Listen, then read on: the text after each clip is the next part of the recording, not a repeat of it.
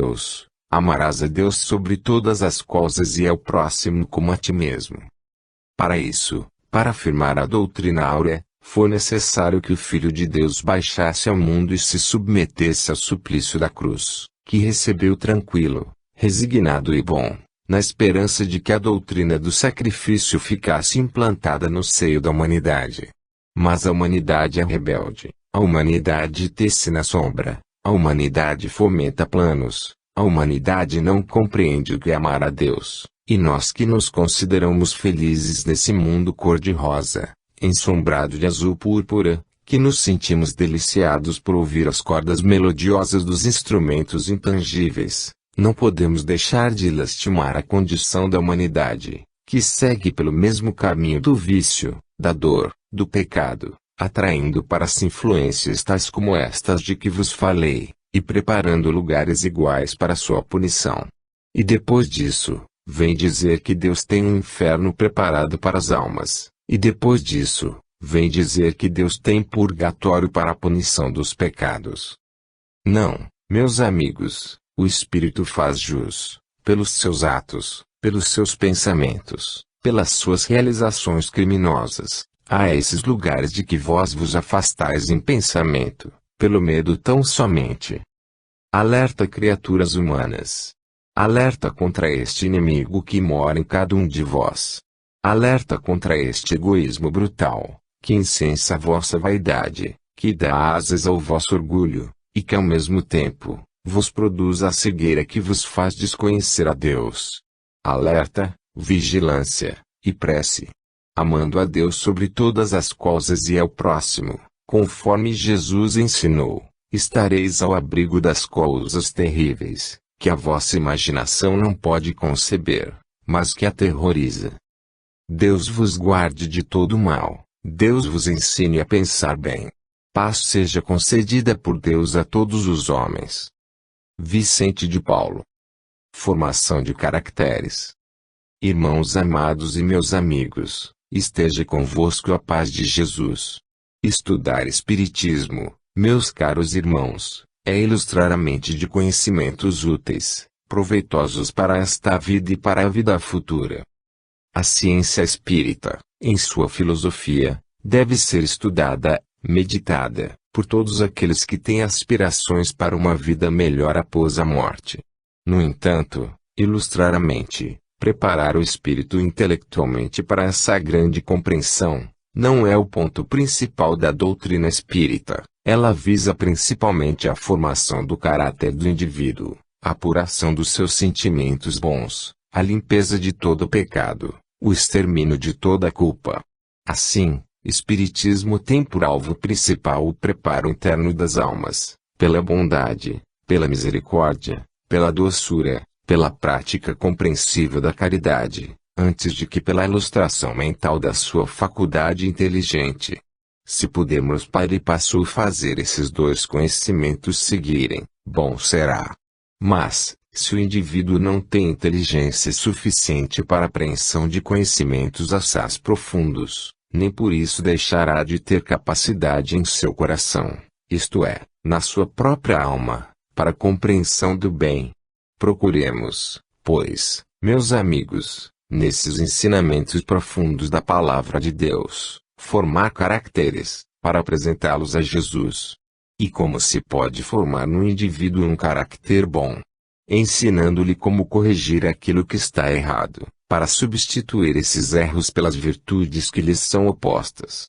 Ao avarento, ao homem usurário, que vive tão somente para o seu ouro, e que por mais que o tenha, mais deseja adquiri-lo, lícito ou ilicitamente, devemos dizer, meu amigo, o ouro não compra tudo, não compra por exemplo, a tua morada eterna. Com o ouro que desejas canalizado só para o teu cofre, tu poderás, talvez, comprar uma rua de palácios, digamos, mas tudo isso ficará na terra, as joias, a fortuna terrena, os bens materiais, que o teu dinheiro possa adquirir, tudo isso pertencerá ao teu corpo material e, pela tua morte, ficará na terra.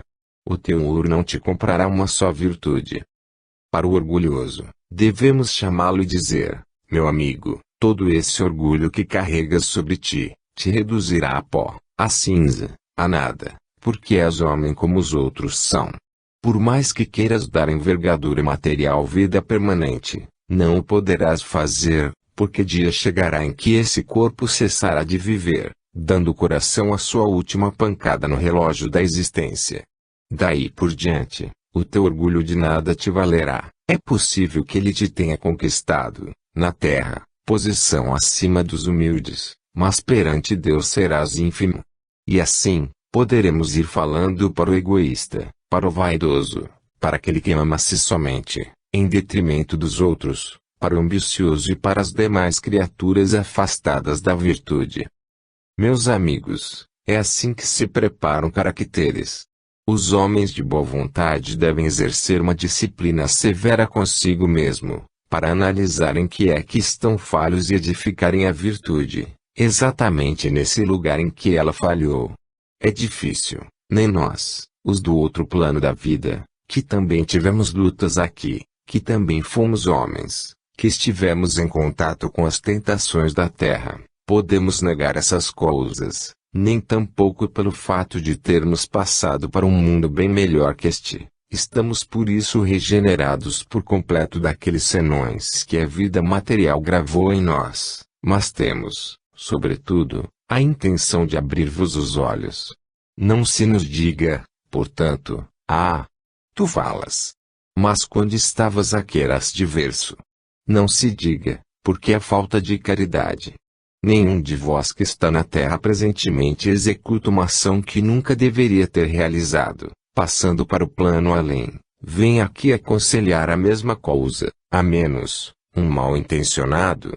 Mas, como eu faço de vós todos, os melhores intencionados, acho que sois criaturas do que podeis errar, mas que tendes a intenção de aceitar o bom desejo de melhorardes e digo, nenhum de vós, passando para outra vida, virá aconselhar aquilo que hoje pratica. Portanto, seja posta de lado essa imaginaria censura. Estudai Espiritismo, meus amigos, nos livros, que não faltam, suficientemente ilustrados para darem conhecimentos profundos.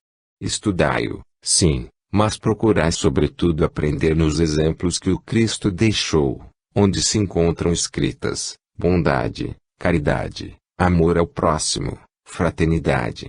Estes elementos são suficientes para vos garantirem a entrada feliz no além.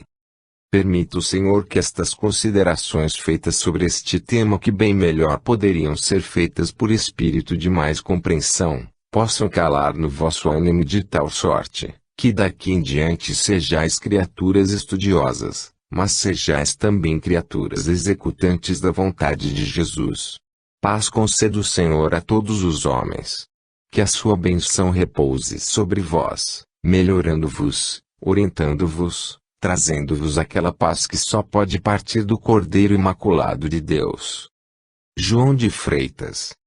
Estudo sobre o sofrimento. Meus amigos e meus irmãos, seja convosco a paz de Deus. Todas as vezes que, no decurso da palestra, neste estudo, que espero seja proveitoso para os de boa vontade, vós tocais na corda sensível do sofrimento humano, insensivelmente fazeis atração de espíritos que afinam com essa particularidade de espiritismo. O sofrimento, de fato, precisa ser compreendido pelo homem.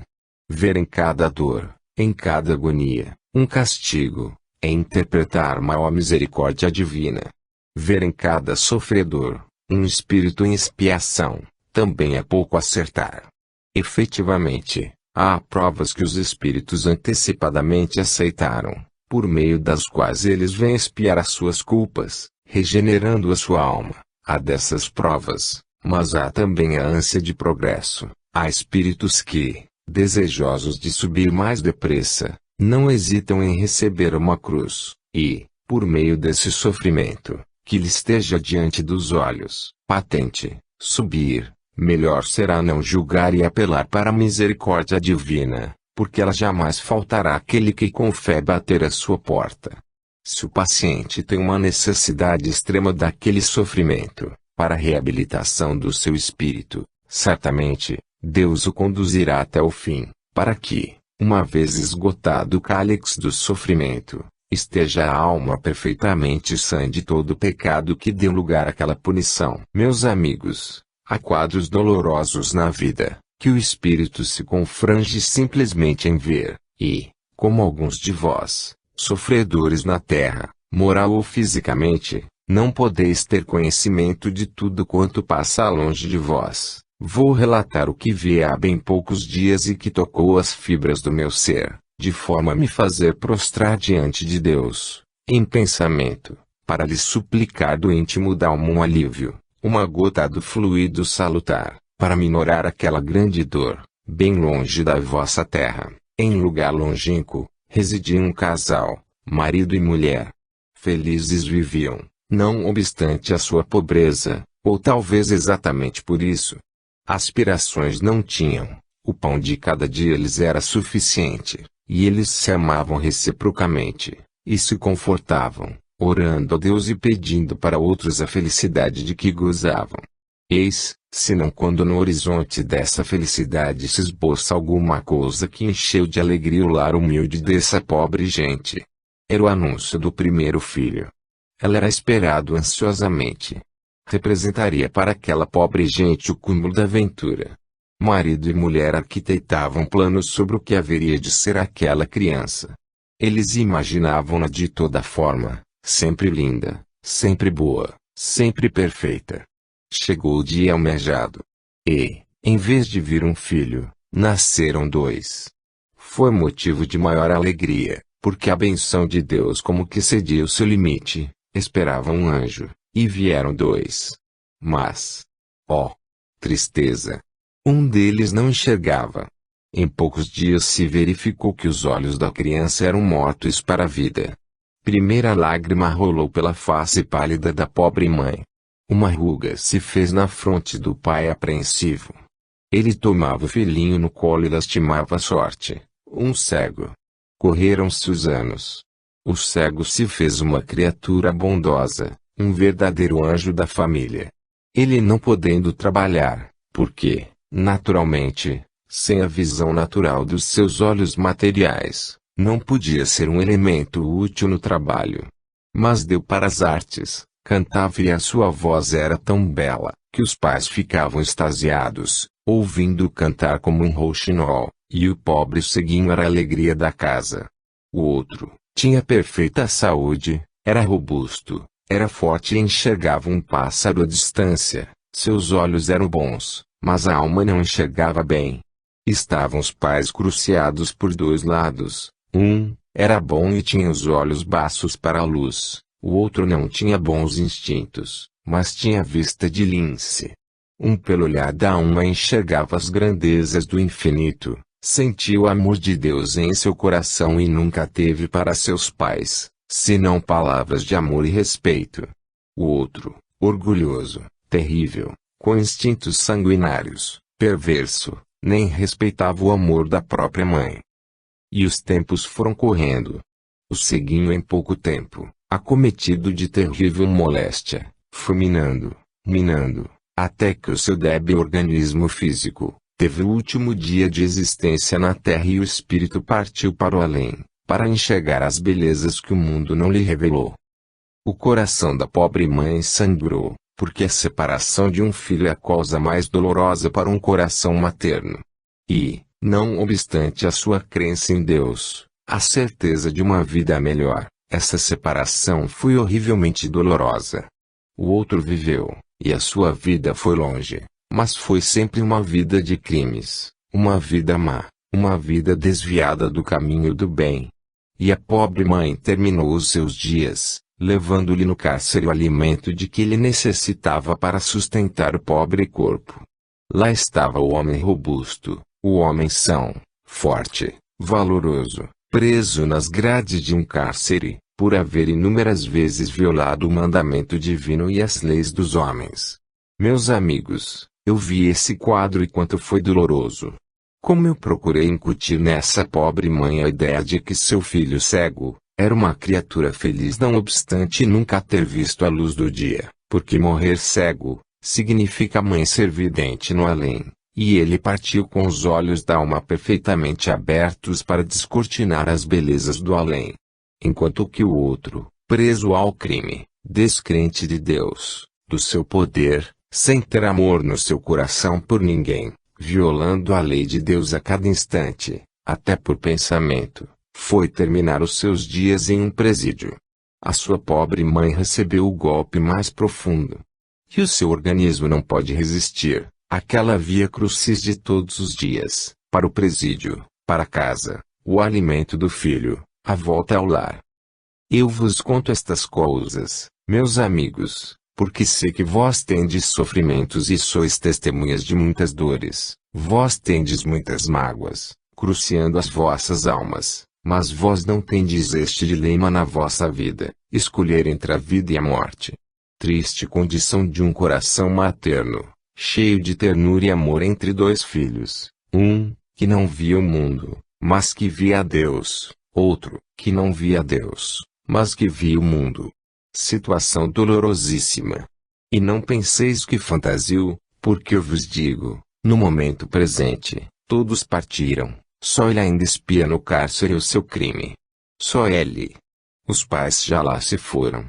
Só ele espera a hora da partida Ponto de interrogação. Esta partida representará o que, para essa alma? Será um espírito que parte liberto do cárcere da carne, que é o seu corpo, ou será um espírito cativo, que parte de um cárcere, onde o seu corpo está encerrado, isto é, um prisioneiro duplo. Prisioneiro do corpo, porque todo o espírito mas, ao mesmo tempo, nas grades de um cárcere, onde expia o seu crime, pela justiça humana. E, quando sair dali, duplamente prisioneiro, qual será a sua condição espiritual? Vós que padeceis, vós que sofreis na vossa vida, não estáis nesta situação? Meus amigos, graças a Deus, não estáis assim. Louvai a Deus e compreendei as vossas mágoas, as vossas dores, oferecendo-lhe todo o vosso sofrimento, mas sempre com a esperança de uma vida melhor no presente e no futuro. Alfredo Barcelos. Um apelo à fé cristã. Amigos e irmãos, que a paz bendita de Jesus habite em vós. É da sua palavra sagrada, inscrita nas páginas dos Evangelhos, que onde 2 ou 3 criaturas de boa vontade se reunirem em seu nome, ele estará presente. Jesus não falta às suas promessas. Se o vosso espírito comungar realmente na taça do amor fraterno, da caridade cristã, podeis ter certeza da sua presença espiritual convosco. Porém, se os vossos espíritos, levados pela onda das paixões mundanas, pelos sentimentos inferiores, que invadem os terrenos propícios, se encherem de qualidades tais, que, por sua natureza, vos afastam do amor de Deus, certamente Jesus não encontrará ambiente para agir em vosso favor. Compreendei. Necessário se faz que o elemento que procura o Mestre, seja voluntário, que as portas dos corações sejam abertas fraternalmente, voluntariamente, que não haja esforço absolutamente algum, para que nele penetre o fluido salutar que vem curar as almas e beneficiar os corpos. Haja vontade, desejo de receber o amor de Deus, desejo da presença do Mestre, e vereis como ondas de amor inefável inundará o vosso coração, e o vosso espírito se elevará até a altura de poder compreender as verdades eternas. Amigos e irmãos, o ser racional não deve agir pelo instinto. O instinto é próprio do animal irracional. Pelo instinto, fala a natureza do animal, a abelha trabalhadeira, o corvo voraz, o beija-flor minucioso em seu ninho, bem como as feras nas florestas, todos eles são guiados pela voz do instinto. O animal não pode ser considerado inferior, pelo fato de obedecer aos instintos que a natureza lhe deu. O homem, porém, não deve seguir todos os seus próprios pendores. Todas as vezes que o pendor for para o mal, ele deve seguir a razão. Há, porém, criaturas humanas, levadas pela voz do instinto tão somente. São aqueles que se brutalizam, são os seres que se animalizam, São os seres que pisam aos pés os sentimentos propriamente espirituais e deixam agir a natureza em sua matéria bruta, enchendo-se de desejos insensatos, de aspirações baixas, de pensamentos levianos, de ações maléficas, muito embora as suas ações, os seus pensamentos, e tudo mais quanto praticam, seja prejudicial não somente a eles próprios, como a terceiros que nada têm que ver com seus pecados. Assim, meus amigos, o instinto é para o animal, a razão é para o homem. Se eu vos disser, meus queridos irmãos, que os vossos atos insensatos, o vosso mal pensar, bem como as vossas ações prejudiciais, vão afetar diretamente a obra que tendes entre mãos, talvez não me acrediteis, achais um pouco exageradas estas asserções. Elas são, no entanto, a expressão da verdade. Vós tendes entre mãos esta obra. Voluntariamente aceitastes e este é o vosso mérito, voluntariamente vos considerastes como soldados do batalhão da luz, desejastes romper a treva da ignorância e penetrar no ambiente da sabedoria, desejastes calcar aos pés a maldade íntima do vosso ser, para que o vosso espírito subisse à elevação moral. É louvável vossa intenção, é aceitável vosso propósito. Mas depois de tudo isso, dais lugar a que o espírito fraqueje em seus compromissos. Compromissos, meus amigos, são dignos de honra. Compromissos de certa ordem, espiritualmente falando, não podem ser considerados como sem importância. Quando eles afetam o moral da criatura, tem necessidade de um cumprimento. Não se pode faltar palavra empenhada ao Espírito do Senhor. A obra está, graças a Deus, prosseguindo. Não há motivo para desanimar. Enquanto outros, lá fora, lutam com dificuldades terríveis pela falta de espiritualidade, devo dizer, vós ides sobranceiramente, como o batel navegando em água tranquila, vencendo as ondas, que se lhe apresentam. Pois se assim é, não deveis desanimar. Há, porém, meus amigos, um período perigoso, é esse período de estacionamento. Quando alguém se supõe seguro e balouça sobre as ondas, sem dar impulso para a frente, o progresso não se faz. E vós tendes necessidade de progredir, e vós tendes necessidade de ir adiante. Esta casa precisa crescer, esta casa precisa se desenvolver, e vós tendes essa responsabilidade e não podeis fugir. Assim, pois, meus amigos, eis que se apresenta o momento em que devo chegar perto de vós, eu que há algum tempo não tenho aparecido, exatamente para coordenar elementos e dirigir as coisas de maneira que a minha palavra possa dar fruto. Eis que chega o momento em que devo dizer: desdobrai vosso esforço no sentido do progresso material desta casa, porquanto o progresso espiritual está a cargo de quem o pode desenvolver, mas, sobretudo, tomai cuidado convosco mesmos, para que sejais expoentes da doutrina que professais. Meus amigos, quando se é espírita, ou se está no extremo da fé, ou se está no extremo vacilante da incerteza. Quem está com a fé, caminha resoluto para o alvo supremo da sua vocação. Quem está no extremo vacilante olha para os lados, como aconteceu a Pedro, caminhando sobre o mar, e vê o perigo. Ver o perigo, quer dizer, confia no esforço humano.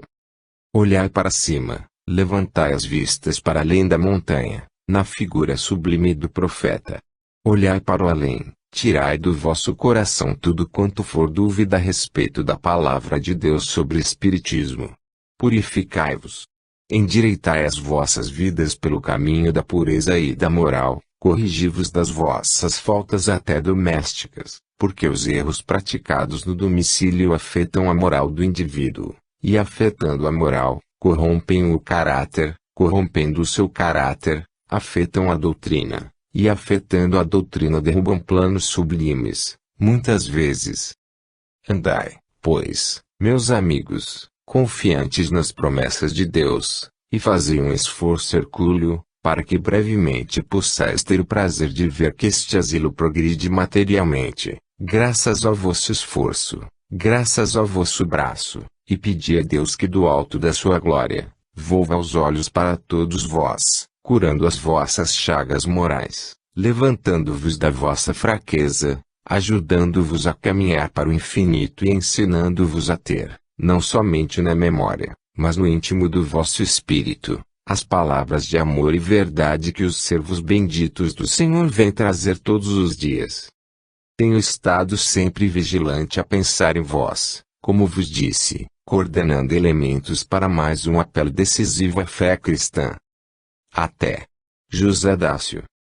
Em 12 de abril de 1935. O aprendizado pelo exemplo. Louvado seja o nome do Senhor em todo o lar cristão. Meus amiguinhos, tenho estado convosco, desde o começo desta sessão e vou observando a evolução dos espíritos, em cada manifestação apresentada. É assim que, tocando de perto as chagas de cada um, vou observando o efeito que produz o mundo, na orientação dos espíritos. E raciocino comigo mesmo, será possível que este mundo, esta terra tão bela, formada por Deus para a morada dos espíritos, só tenha para dar à mocidade esses prazeres perigosos, que tanto mal produzem às suas almas? Será possível que a terra, com toda a sua beleza natural, com as suas paisagens lindas, com os seus mares azulados, com as suas noites de luar, com as suas florestas encantadoras, povoadas de pássaros, maviosos cantores inigualáveis da natureza, a terra, tão cheia de paz e harmonia, quando nela o amor impera, só tenha para dar às suas criaturas do que aqui ingressam para a realização do seu progresso, esses prazeres que lhes contaminam a alma, enchendo-a de manchas que, ainda no infinito, transparecem como nódoas? Será possível? Neste raciocínio, eu reflito, eu conjeturo que do lar parte tudo. A influência do lar é tudo na vida de um espírito. Se as mães, não veem nisto nenhuma censura, não veem nisto nenhum pensamento ofensivo, apenas, uma advertência piedosa, que ainda pode chegar a tempo, se as mães se dedicassem à educação de suas filhas, inspirando-lhes o verdadeiro sentimento de amor à sua própria dignidade, à sua honra, ao seu caráter, ensinando-lhes, ao mesmo tempo, que elas são portadoras de um espírito que faz jus a uma felicidade eterna, fossem perseverantes em encaminhá-las na linha que conduz a Jesus, eu penso que, com raríssimas exceções, os resultados seriam satisfatórios.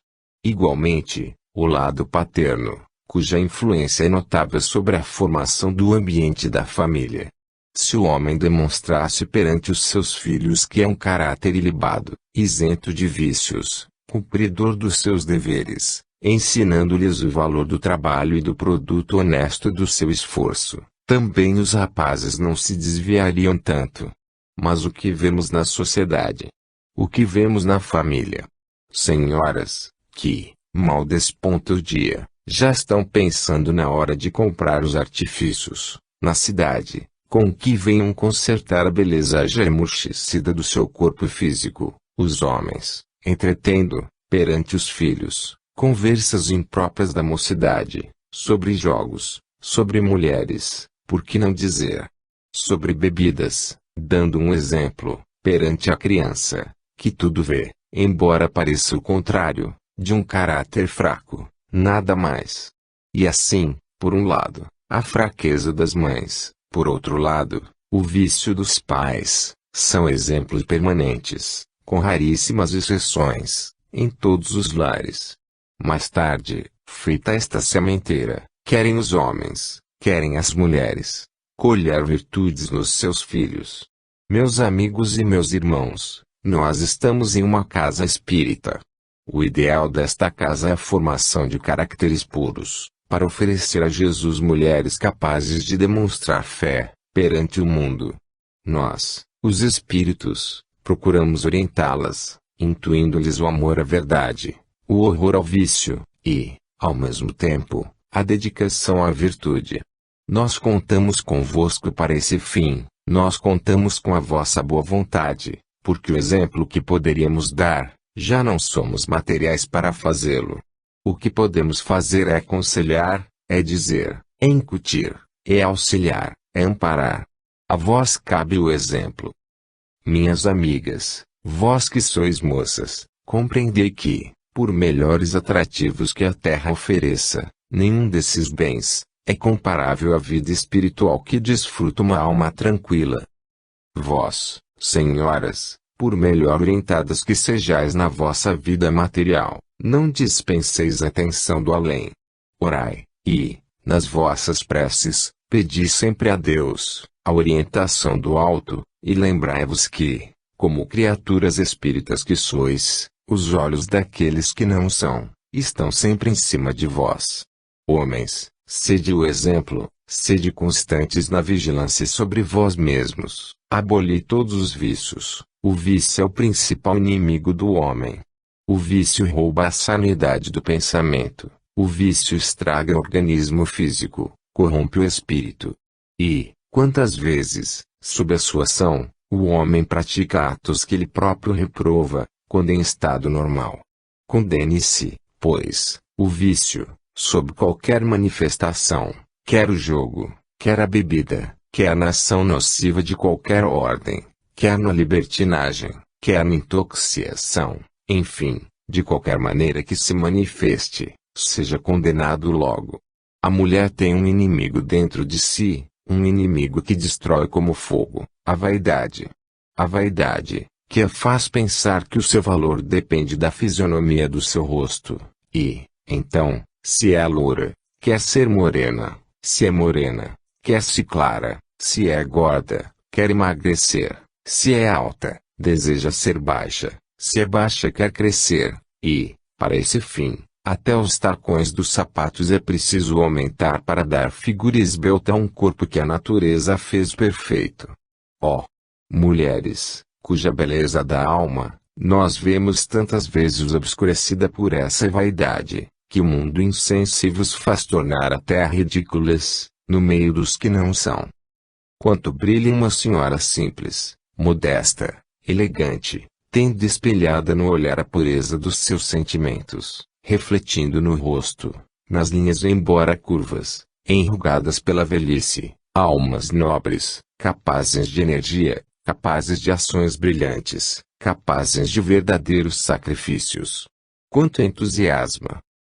Minhas amigas, já que toquei neste ponto, eu vos digo: toda mulher precisa ter um ideal na vida. Quem não tem, não sabe viver.